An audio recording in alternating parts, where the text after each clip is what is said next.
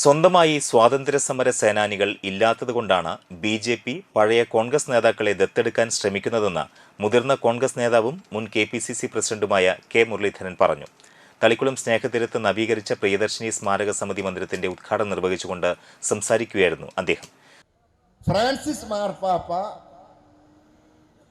വത്തിക്കാനിൽ മരിച്ചു കിടക്കുമ്പോൾ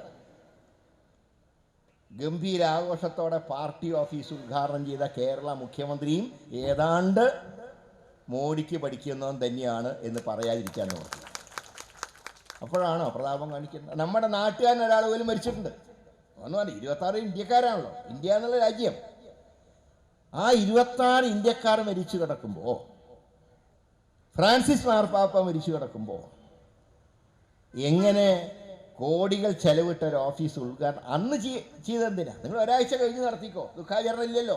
അത് കഴിയുമ്പോൾ അതുപോലും ചെയ്യുന്ന നാടായി കേരളം മാറിയിരിക്കുന്നു.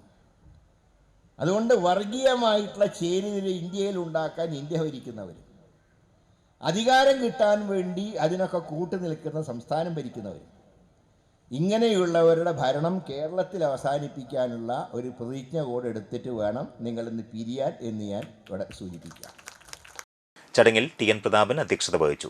Priyadarshini Smaraka Samithi general secretary Gafoor Thalikulam, treasurer PK Haridas, DCC president Joseph Tajet, TV Chandramohan, Anil Akkara, Sunil Anthikad, John Daniel, Sunil Laloor, DCC general സെക്രട്ടറിമാരായ CM Noushad, BR Vijayan, K. Dileep Kumar, Noushad Attuparambath, Anil Pulikkal, Shobha Subin, Nattika block Congress president PI Shoukath Ali, KS Deepan, PS Sulfikar എന്നിവർ സംസാരിച്ചു.